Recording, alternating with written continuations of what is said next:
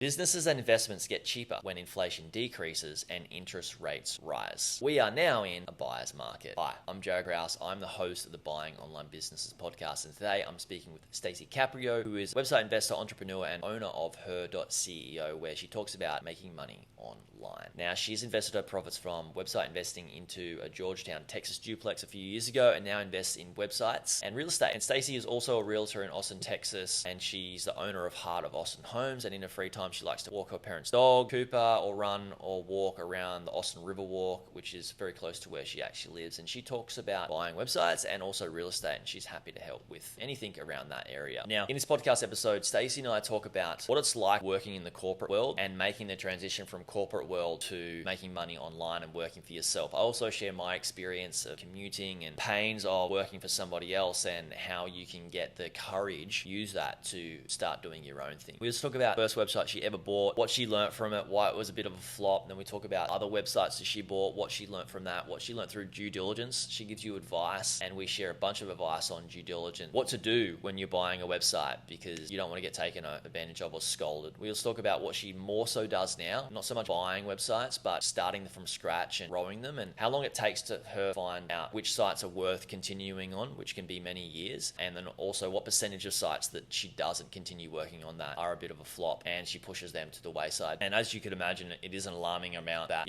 we know that most startups don't actually succeed. So you need to start with a big portion size and dwindle your way down to finding those one or two that actually do work, and be very patient in that aspect too. We also discuss her experience selling a site, what you should do if you're going to sell a site, and so much value in this podcast episode. We talk about market fluctuations, prices, multiples, buying at the right time, understanding market cycles. There's so much value in here. But before we get started, make sure you get my due diligence framework. It's what I use and my clients use to take the guesswork out of buying businesses, save people millions of dollars, and made people millions of dollars. So make sure you get that, buyingonlinebusiness.com/free resources. And now let's dive into the pod. Do you have a website you might want to sell either now or in the future?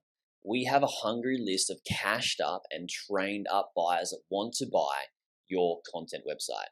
If you have a site making over $300 per month and want to sell it, head to buyingonlinebusinesses.co/sell your business, or email us at info@buyingonlinebusinesses.com, because we will likely have a buyer.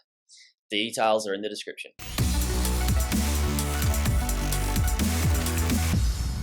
Hello, Stacy. Welcome to the podcast. Thank you for coming on. Hi, thank you so much for having me. I'm looking forward to chatting. I first want to ask, so you've bought a couple of websites and online businesses, and you got a fair bit of experience doing this now. What did you do before all this? Did you have a regular 9 to 5 day job, or what did you do before all this? Yes, I worked in marketing. I had regular 9 to 5s for the first 3 years that I was out of college. I started out doing paid Google ads for companies, e-commerce companies at an agency. And then I moved to doing Facebook and Pinterest ads at a different agency for venture-backed companies. So we had a much higher budget. And then I worked for a single company doing their paid ads, a financial services company. So I kind of started in the agency world, and then I went to a single financial services company, just running paid ads, doing marketing. So it was kind of nice because I got to set my own strategy. I got to create the strategies for the ad campaigns. I got to execute on those, and I got to see the results and share them with people. So there was a lot that was nice in there because I had freedom in that sense. But the main thing that really made me feel trapped each day is I was going in every single day at the same time, driving 30 minutes to an hour, taking the Boston T in one of my jobs for an hour every day, sitting there feeling I didn't own my time. And I just remember feeling so anxious because each day I'd go in, I was like, this is not me choosing how to spend my time. I'm not in control of my day to day. And it made me feel very a lot of anxiety. That was not mentally or physically healthy, because and the jobs were very nice, and even my cubicles were spacious and nice, and the coworkers were nice, but the lack of freedom was very crippling to me. And then also knowing that my salary was so capped, no matter the results I put in, also made me feel very, very badly because I knew even if I got these insane results, it wouldn't reflect in my salary. So both of those things kind of contributed to me really starting to look for ways to have my own business and income where I could control my time and where my inputs, I'd be able to see that reflected in my income. Yeah. It's wild to think. I don't know how long you've been doing this, but I quit my job as a plumber. The last work that I did was in 2015. And I used to drive an hour and a half to work, and then with traffic it'd be 2 hours on the way home. Uh, and then I'd do that 6 days a week. So let's just say, 3 hours in the car consistently every day times six. There's 18 hours I sat in the car. Luckily that your job, you enjoyed the environment, in terms of like the people in the space. I was a plumber and I hated it. So like I really can see, like, just in the like this, it's crazy that how long we, or many of us, have or do sit in the car unpaid, burning time, trying to get to a job that we're not super fulfilled in. Like, even like for you, as I think, like, that role is a great role because it would have helped you so much in what you're doing now. However, like, if you had a little bit of, if I was the boss, I guess, or if I was able to like run an agency in that way, uh, like for digital marketing in terms of paid ads, as the campaign scaled and the results grew, the individual who provided those results, why wouldn't I not want to keep them on board by giving them some sort of like reward to stay? It's some sort of incentive. So how did you come to the whole buying online business, like buying websites and stuff space? Like, how did you get out of this transition and transition over to it? Yeah, like you said, my job, I actually was kind of exposed to I started to see other entrepreneurs in my field write these case studies of how they broke into owning their own business or buying websites. And that allowed me to see that something was possible. And that inspired me to start taking action. And I think to address your other question too about how bosses don't, like, you would give an employee a profit share. It's funny because I think at bigger companies, it doesn't even cross anyone's mind because your direct boss doesn't have control over that, and then like the people up high don't want to be giving profit. But it's interesting. It's people get greedy, I think, or they just don't consider it. Really, the only place you see that is sales roles. I think sometimes they get a little commission, but even then, it's like so capped. Uh, but yeah, I was inspired by. I'm sure you've heard of Spencer Haas' Niche Pursuits blog. Yeah, I saw a guest post about someone who had gotten success through buying a website on Flippa, and I was so inspired. I went out that weekend and I was like poring over websites for hours until I found one and I bought it. It was a $1,400 site. It said it was making $350 a month via Amazon affiliate ads, and then I got it, and I was so happy because like the first day I got like $1 commission, I think, and it was just so cool to see that show up in my account. It's like, oh, this actually works. And then I realized over like 2 weeks, it had only made like I think like $20 or something. So he had like really inflated revenue, and that it ended up just being a waste of my money. Like I didn't make back even at the full 1,400. So there's just a lot that goes into buying sites because like you have to really verify. You can't just blindly trust people. And I think that was when I went into it, I just thought, oh, no one's gonna lie about. I just didn't even think about it. I think I was too like blindly optimistic because I wanted it so much. Whereas like anyone in this field kind of knows once you start going, you really have to verify numbers yourself and uh, make sure that what you're buying is actually what they're saying and that's something good that you can actually grow. Yeah, absolutely, absolutely. So you, I guess you probably chalk that up to a good learning experience. How many websites or online businesses have you bought now? you think? Yeah, I went on to buy another one that I actually only made back like 80% of the revenue. That one was much more expensive, but it ended up kind of fizzling out. And then my third and fourth site purchases were very successful. Those are when I really started to see how powerful buying the sites were and how you could grow them, and you got like huge just deposits in your bank account each month. I bought um, 6 websites total, and I bought a handful of expired domains and grown some of my own sites too. But uh, I've actually found recently, like the past few years, I haven't bought any like websites. I've focused more either buying an expired domain and building a site or growing my own brands because multiples have gotten so expensive. When I have been working for myself for about the same time as you for the past 7 years, I think. And when we started, the multiple was like I bought my first few sites for 20 times the monthly profit, and now sites are I don't even are they going for like 60 or 80 times monthly profit? They're just so high. It's like a little bit hard to like justify Yeah, for me a lot. it's not at that at the moment. Like as this podcast goes out, like start of the year in, close to, the first quarter of the year, of 2024, this will go out, and multiples, roughly for a content site between 30 to 40.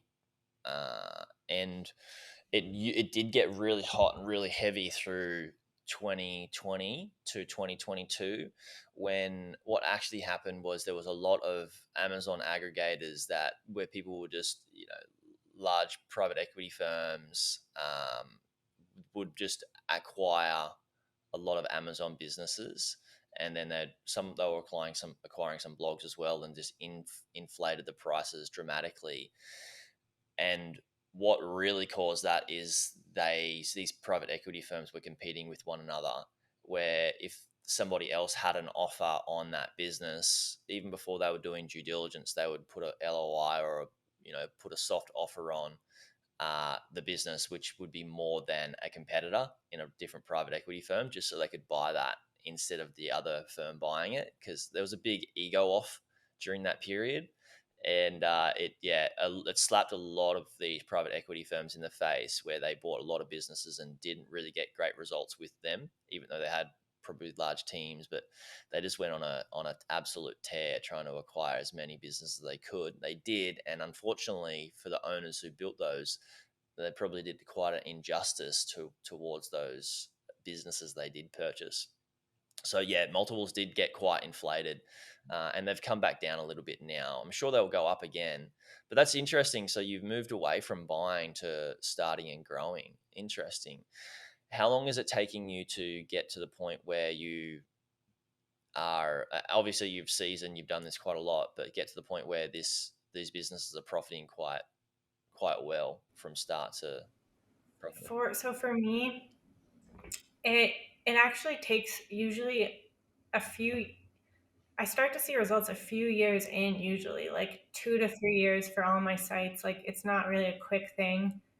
I think other people maybe have bigger teams and they put a lot of capital or just like pour content in. And I've always been someone I like to do my sites myself. I don't really like to outsource almost anything other than like sometimes content or like very small things or website development I outsource. But I like to just get the highest profit possible. And I also like to do things more slowly and just grow things that are more solid. So I don't try to like rush it or like pour content or links on. That's just not my strategy. And so that's just how I like to approach things. I like it.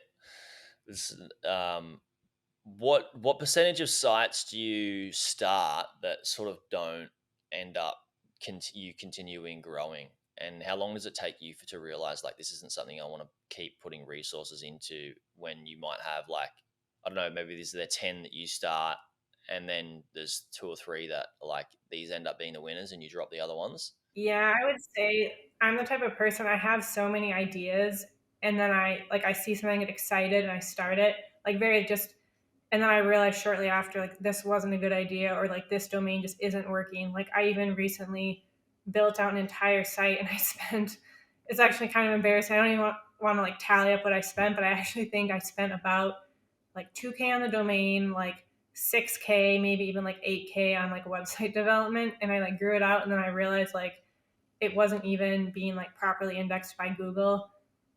And I kind of let it fall to the side. And that's the most I've ever spent on a site that was like ended up just being tossed aside. And I still have it. It's like kind of just in the background because I don't have the heart to like, kill it.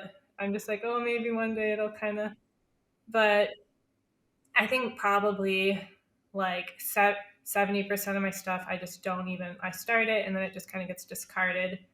And I like to have fewer focuses anyway. So like once something's actually working or I see a solid foundation, I'm like, okay, I have like two projects right now or like two focuses, as opposed to having like all 10. And then yeah, maybe I'll get like a shiny object idea, start something and then like kind of discard. But like it tends to be once something's working too, it tends to work. And that was how kind of I was when I bought sites, is once it was working, I would just keep it. Like I sold one of my websites, but the rest that were working, I just let run, because why sell it if it's really working well and you're getting cash flow? Yeah, absolutely. I agree. It's a tricky thing with us entrepreneurs. Like, we're really good at being creative, and we've got so many great ideas. At the same time, it's a double-edged sword, because sometimes we like something might not be working as well as we think it's working, and then go off and chase another, route. Or sometimes our business will be so good that we're like, yep, cool, this is great, I can leave this now and it's going to continue to do its thing, and I can shift my focus to something else and add something else in. Whereas like it just doesn't work like that. And I know that because I bought three businesses in 3 years, and well, very short, almost it was within like a two to 2.5 year period. And then I quit my job and I went traveling, and I was traveling and trying to run three businesses, and it was a stupid thing to do because I neglected a lot of the businesses. Oh, so what happened? Did you come back and fix them, or did some of them die off? Yeah, so one of them sort of died off, and I was running and managing two others, and I came back home. I built another business, and I sold one and I kept one. So I had two businesses. So I came back to Australia and I built out this business that we're, you know, for the podcast, buyingonlinebusinesses.com, built this business, and then sold one and kept one. It was an e-commerce brand that went well, but I also just left it because this business ended up doing really, really well, and it was making more money for less, like, for the I really enjoyed this. It was way more fulfilling than the e-commerce business, so I just let that other one just get managed by my manager, and it just like slowly died off. And I think that's just what happens when we have too many assets, where we don't have, like, I had great things put in place. I didn't work in that business for like 4 years. I barely touched it. Like, I probably spent an hour a week on it. I mean, an hour a month on it, just answering questions from my manager. But in hindsight, I probably should have sold it a lot earlier. Have you realized that with any of your sites, where you might be like hanging on to something and you're like, oh, like, maybe I should have sold that like earlier, and just while it was like doing a bit better? I don't know. Like, is this just me? Yes, that's exactly like my most successful site ever, that was making the most I have ever scaled any site to. Like I was just getting this wonderful cash flow, like just crazy high, and I never once considered selling it. It was just going for like on autopilot for like years, and I was like, yeah, I was working on it and growing it, and it started like around COVID to like drop a little bit. And I was like, okay, it's like dropping, but it's still like very strong. And I just wanted to hold on to it for cash flow. It never crossed my mind at that point to sell it. And it just continued to drop. And I could have sold it at any point. Like it was dropping and it would like go for a few months and it was dropping. And at that point, I probably should have sold it because I could have gotten like quite like a lot of money for it, like a very, very significant amount, even while it was dropping. But it just kept dropping, and there was nothing I could do. It was actually like I think it was penalized by Google, and then also it was like in a niche that was affected by COVID. It was like a restaurant niche, so it just ended up completely kind of like dying off. Like I don't even really make much money from it anymore. And if I had just sold it, I could have gotten such a nice paycheck and used that to like really invest in so many other things. And I think I just like held on to like a dying fish until it died entirely. So I can relate to that. Yeah, yeah. I think a lot of us have been there, and that's just a good for us to just chat about it out and put out into the public, because like if somebody is like they've got multiple sites and they are really passionate about one, why not get rid of like and clear house a little bit and then put your resources back into the one that you're passionate about and just full focus on it. There's a really good book called The One Thing by Gary Keller. It's actually circling in my friendship group at the moment. I got thrown this book at this book at me by a mentor at one of his events, and he said you need to read this because like I'm the typical entrepreneur who's like had like a gazillion ideas and was doing everything. And then each person in my life that I've seen that they've like got too many split focuses or like managing too many things, I give it to them. And then I say, once you finish the book, can you give it to this person? Once you finish the book, can you give it to that person? And it's circling in my friendship group at the moment. And it's really cool because each person now is coming back to me like, oh, you've got the book, cool. And they are like, oh yeah, it's helped me so much. And yeah, that split focus is not, it can be harmful. So I wanted to ask you around types of websites. So what are your favorite types of websites and why? Like either to buy or to build. I personally like ad based content websites. Like those are the types that I've only bought that type like when I've bought a full site because they're so easy to get quick wins on, whether that's switching ad networks, changing the amount of ads and the placement of ads. There's just so many ways you can just really easily get quick revenue wins, and then you can obviously scale with SEO and stuff too. But I like finding ones with like very solid RPMs as well, because then the more you scale, it's just so much easier to get so much more money from it. And they have such high profit margins, and you don't have to worry about shipping products or dealing with customers. So by far, content sites have been my favorite to buy and grow. Yeah.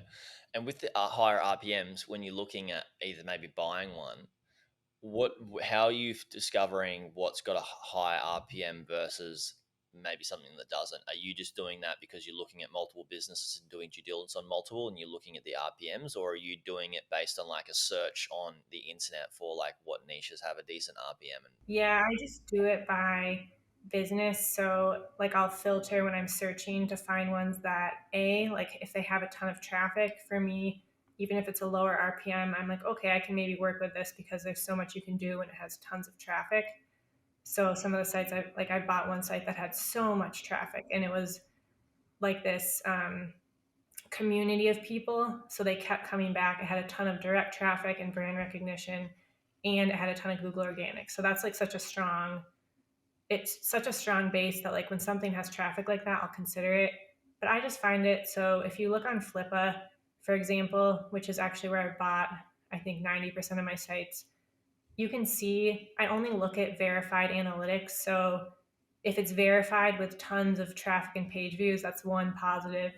And then you can also see on there the RPM. So uh, you can just calculate that pretty easily by looking at like the page views and then looking at how much it's making each month, and you kind of get an idea just like glancing at it once you've looked at a bunch like okay, this is a high RPM, this is not.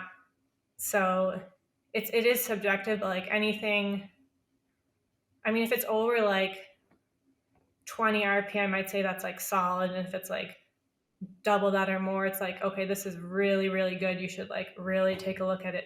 but anything over 20 is probably fine. And then even if it's way less and you have tons of traffic, it's like, okay, that's solid too. So I think you kind of get an idea just by glancing at stuff and like, okay, this is something I want. Yeah, absolutely. Absolutely. Yes, it's been interesting. I've noticed RPMs have decreased through 2023 or end of 2022, 2023. It's sort of like across the board, which is interesting. Not a lot of people are stoked about that, but I think that could be like the reminiscence, not the reminiscence, but like the effect of COVID, and so many people on the internet, so many people buying things compared to like now. Um, Yeah, like I think you're right about multiples too. Um, Maybe I should start looking for some deals right now, but I have a feeling that like everything is just kind of like slowed recently. And I think I'm also like a real estate agent. And like it's affecting in like real estate and everything. And I think like everyone's just kind of feeling this like little dip and people aren't spending as much and like just it's kind of like been affecting everyone. And my hope is that it doesn't last for too long because I think it's like hurting like a ton of people financially, especially like online business owners. Yeah, absolutely. Well, we've got this big credit crunch, right? Like in the whole world where finance through and before COVID was at an all-time low. It was easier to get finance for like very low interest rates, and interest rates now they're trying to slow down, uh, inflation, and the interest rates have gone up globally around the world. I see this in Australia too because I buy real estate and buying another property at the moment, and interest rates are quite high, and I know they're getting higher and higher around the world as well. And what that does is it brings up what I see is it brings up people's mortgages when they own their own primary place of residence, brings up people's mortgages so they have less money for spending, which makes spending tighten across the board in their business, in their home, on you know entertainment expenses and stuff like that. So less money is being spent because we typically have higher repayments if you own a home or if you own assets with finance. And so that's also, I think, what has added to uh, businesses becoming cheaper because people need the money and they're selling off some assets to be able to afford to still like live expenses with rent, and also with you know you know, just not just rent, sorry, but like with mortgage repayments and then everything else. So yeah, it's been an interesting it's been I feel you, and I think a lot of people are also listening and noticing that that's what has happened through 2023 is like, and the end of 2022 is interest rates have increased. Inflation, maybe they're saying is slowing down, who really knows, but it's definitely tightened up a lot of things, and I believe it's a really good time to be buying assets right now. I've seen some amazing businesses be bought through this period, and also I bought some great property, outside of the online business world. I bought some amazing property investments, and I think it's a good time to be buying. It's not great for a lot of people that have over leveraged themselves, which is typically what happens, which is quite cyclical when markets come and like raise and decline. That's just how the economy works, I guess. But yeah, I think you're spot on. Like, it's people listening, it's a bullish time to be buying, and I do believe as interest rates decrease, and I feel that they probably will be doing so in Australia through 2024, if they haven't already in some other places. Then when that happens, the opposite effect happens where people have more spending, they have more finance, and they can go and acquire more things or have more, I would say, money for entertainment expenses because they've got some Yeah. spare cash. Yes, and I agree with you too. It's funny because I'm actually same with I'm closing on a property this week, an investment. I'm actually doing some renovation on it, so I'll send you more info once it's done because I'm super excited. But like I was able to get like like a very very good deal, and Austin real estate market has just been booming, and it has kind of come back a little bit this year and like a little bit past that. So it's funny because some people are still so hesitant to buy because they think it's like continuing to go down. And nobody can time the market, but I think you can always find a good deal, whether that's in real estate or websites. And right now is a time that I believe you can find a good deal, because people are selling, and I think people have less money to buy, whether that's a website or an asset in cash or an asset using interest rates because they're so high using a mortgage. So I think there's just a lot of opportunity right now for those people who really take the time to look. And that's not to say you should rush into a purchase like any purchase, but if you really take the time to find something, now is, I believe, a good time. Yeah, absolutely, absolutely. And what we're talking about is not like financial advice to everybody listening, so don't hold us accountable to this. But it is an interesting discussion. Yeah. It is an interesting discussion because I follow a bunch of people and do my own research, and there is a 18-year property market cycle, which also fits within like the market cycle of the S&P 500 and the stock market and property market, also the crypto market, which index funds sit with inside as well. And it's interesting to see, and they we believe that like we're getting ready. From what I see, the narrative is not like this in the news because there's so much fear mongering media, but like non-mainstream media, smart people that are sharing these market cycles, where we sit in the market cycle. I feel like, from what I've gathered from many sources, we are ready for a bit of a few years of a boom, and then some cooling off. And within property and also within online businesses, like when the media comes out and speaks about there's you know a decline in property in the US market or the Australian market or whatever it is, they may be focusing on like two major areas. It might be like LA and New York, or it might be Melbourne and Sydney in Australia, which it is.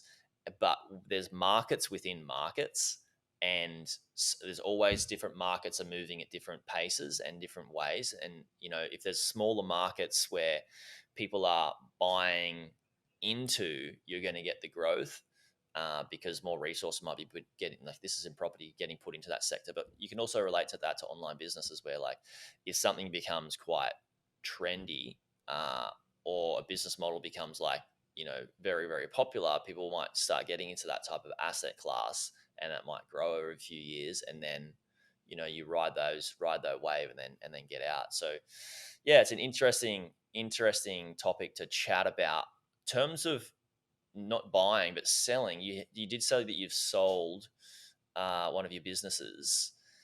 What did you learn from that process in selling? Like, how did you get it set up to sell? Did you yeah, tell me about that. Yeah, I sold it through a broker. I don't know if you've heard of Latonas. Yes, I have heard of Latonas. Yes. Yeah, so I sent it to them and they were able to get it sold.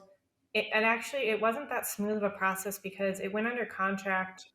I think it went under contract, and then that person ended up backing out, and we had to do this like undoing of like escrow and stuff. It was very strange, and I didn't.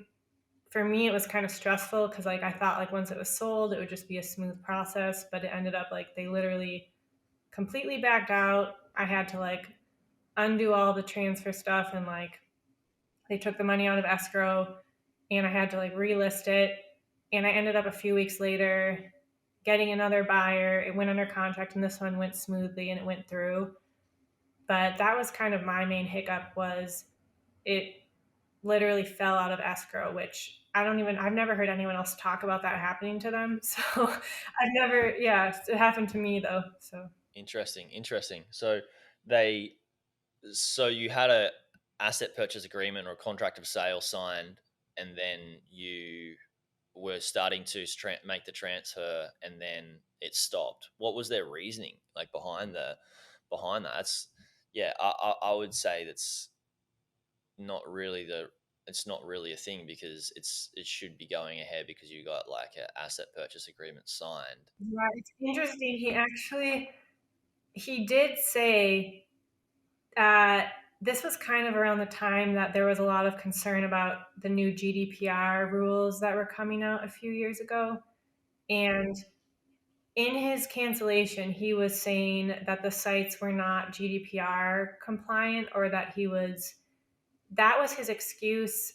And I didn't want to push it or take it to court or anything. There was nothing non-compliant about the sites, but I think he was trying to make it into a legal issue so he could back out. And I didn't want to take it to court. And he was actually a lawyer, so he could have like represented himself in court. And like the site, like I sold it for a solid amount of money, but it's not worth going to court over.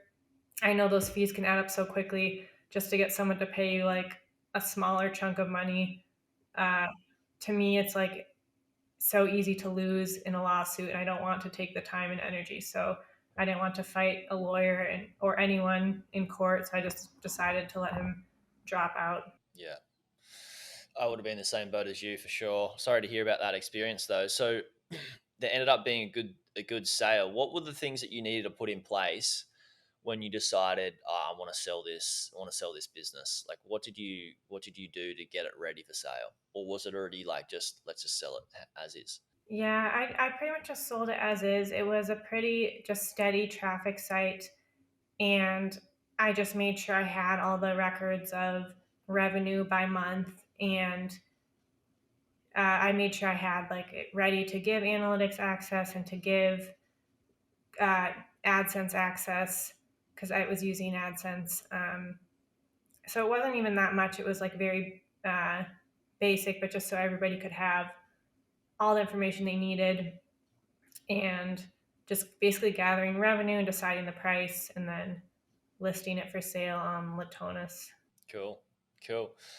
And I'm just got a question for all the listeners. What sort of like since you've been in this space and you've bought a fair few sites and grown a few, what advice would you give to people that are thinking about buying a content site or an online business? My advice would be make sure that you are very aware of the financials and very aware of your specific plan to earn back the money you put into it, and have like a very specific timeline, very specific plan, because without that, you could end up just buying the site and maybe just letting it run, not managing it carefully, and maybe not even making your money back. And I think that's probably what makes it risky. But if you have a clear plan and you see how it's currently under monetized or under traffictized, you can easily have a clear plan in place to make sure it's a good investment.